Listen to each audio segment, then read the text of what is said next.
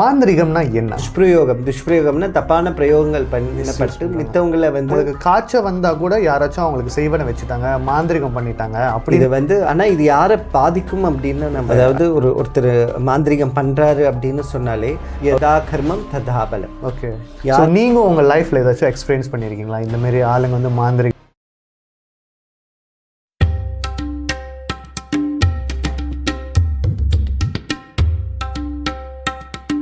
வணக்கம் சுவாமிஜி. வணக்கம் சுவாமிஜி. இந்த மாந்திரிகம் அப்படின்னு ஒரு விஷயம் வந்து சமூக வலைத்தளங்களில் போய்கிட்டு இருக்கு. நிறையா பேர் இப்போ டிக்டாக்ல, இன்ஸ்டாகிராம் எல்லாத்துலேயும் வந்து ஷேர் பண்ணுறாங்க. மாந்திரிகம்னா என்ன? மாந்திரிகம் அப்படின்னு சொல்லக்கூடியது பஞ்ச கர்மங்களை அடக்கியது. அதில் வந்து இந்த மாந்திரிகம் அப்படின்னு சொல்லக்கூடியது நம்மளுடைய ஆரம்பத்தில் இது எதுக்காக கொடுக்கப்பட்டதுன்னா நம்மை பாதுகாத்து கொள்வதற்காக கொடுக்கப்பட்டது. ஓகே. ஆனால் அது வந்து துஷ்பிரயோகம்னா தப்பான பிரயோகங்கள் பண்ணப்பட்டு மித்தவங்களை வந்து அழிக்கிறதுக்காக இதை வந்து இப்போ பயன்படுத்துகிறாங்க. அதில் வந்து வஷ்யம், மோகனம், ஸ்தம்பனம், உச்சாடனம், மாரணம் 5 இருக்கு. 5 இது வந்து கிளைகள் கொண்டது. இதில் ஒரு ஆளை வசியம் பண்ணுறதுக்கோ, ஒரு ஆளை வந்து இவன் கொல்றதுக்கோ கூட இந்த பிரயோகங்கள் நடக்கும். இந்த பிரயோகங்களில் வந்து சில மந்திர உச்சாடனங்கள் யூஸ் பண்ணுவாங்க. சில பொருட்களை யூஸ் பண்ணி ஒரு ஆளை வந்து ஸ்தம்பிக்க வைக்கிறதுக்காகவோ, இல்லை அவங்கள வந்து மயக்கிறதுக்காகவோ, இல்லைன்னா அவங்கள வசியம் பண்ணுறதுக்காகவோ இந்த விஷயங்கள் வந்து செய்யப்படுகின்றது. பட் இதெல்லாம் வந்து உண்மையால வேலை செய்யுமா? மந்திரங்கள் உண்மை, அதனால மந்திரங்களால் கிடைக்கக்கூடிய பலன்களும் உண்மை, அதனால இதுவுமே வந்து உண்மை. இது வந்து ஆனால் இது யாரை பாதிக்கும் அப்படின்னு நம்ம அடுத்த கேள்வி வரும். அது வந்து நாம மனதளவில் வீக்காக இருந்தோம்னா மட்டும்தான் இது பாதிக்கும். இப்போ இந்த விஷயத்தெல்லாம் பார்க்குறப்ப ஒரு சிலர் என்ன கேட்பாங்கன்னா, இந்த இதெல்லாம் உண்மையால ஒர்க் பண்ணுமா அப்படின்னு ஒரு எவிடன்ஸ் இருக்கான்னு கேட்பாங்க. ஸோ இதெல்லாம் நம்ம இப்போ ஒரு பிரயோகம் பண்ணுறோம், ஓகேவா? ஒரு ஆளை ஒரு மந்திரம் வச்சு கொலை பண்ணுறாங்க, சாவடிக்கிறாங்க, அந்தமாரி வந்து மந்திரம்லாம் பண்ணலாம் அப்படின்னு சொல்கிறாங்க. ஸோ இந்த மாதிரிலாம் உண்மையால நடந்திருக்கா? இதுக்கு வந்து ஏதாச்சும் வந்து ஒரு இது புராணங்கள்லையோ இதுலையாவது சொல்லப்பட்டிருக்கா இதெல்லாம்? அதாவது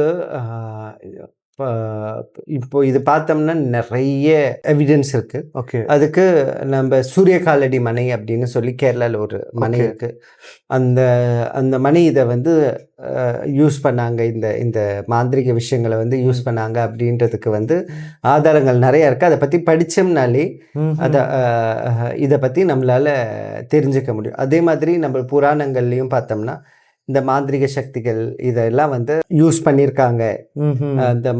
இதெல்லாம் வந்து நமக்கு வந்து நம்ம புராணங்கள்லையும் இப்போ சமீப காலமாக இப்போது சூரியகாலடி மனைன்னா நம்மளுக்கு 100 வருஷம் முன்னாடி வர இது இருந்த மனை, ஒரு குடும்பம், அந்த குடும்பத்தில் என்ன நாள் நடந்தது அப்படின்றத நம்ம தேடி படித்தோம்னா இது உண்மை அப்படின்றது நம்மளுக்கு தெரியும்.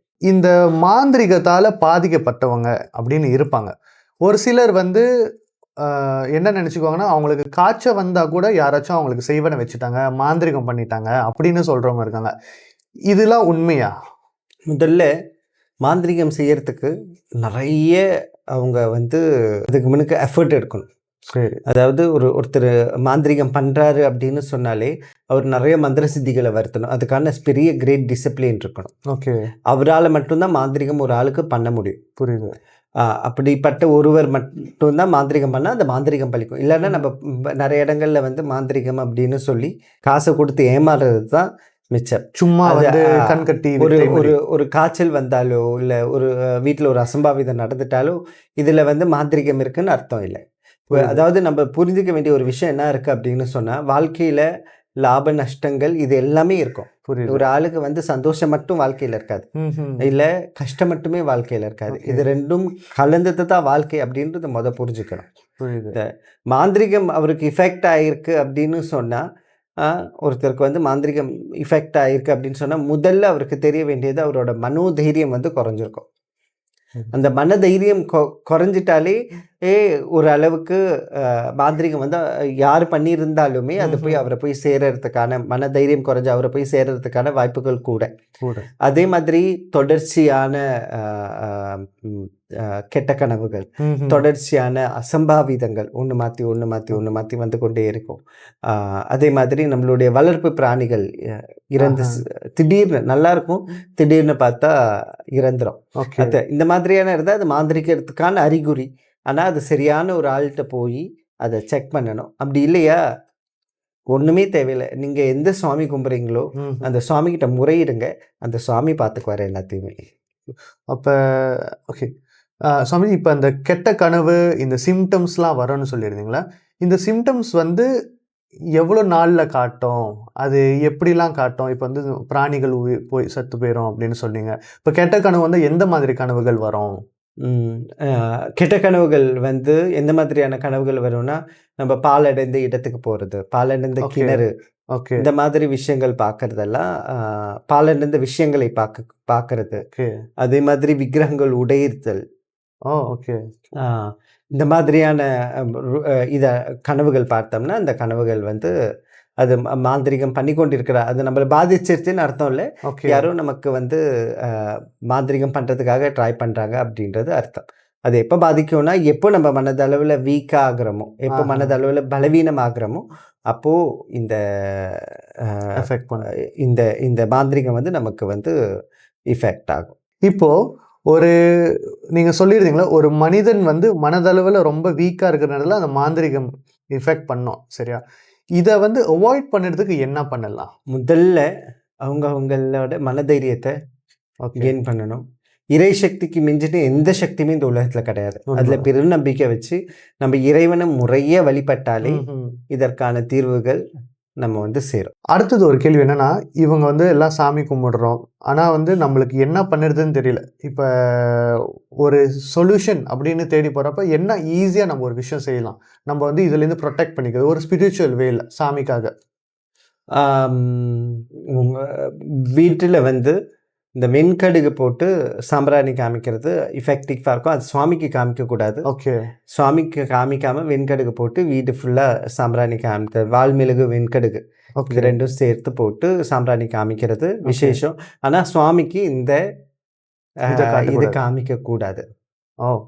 இதை தவிர வேற என்ன செய்யலாம்?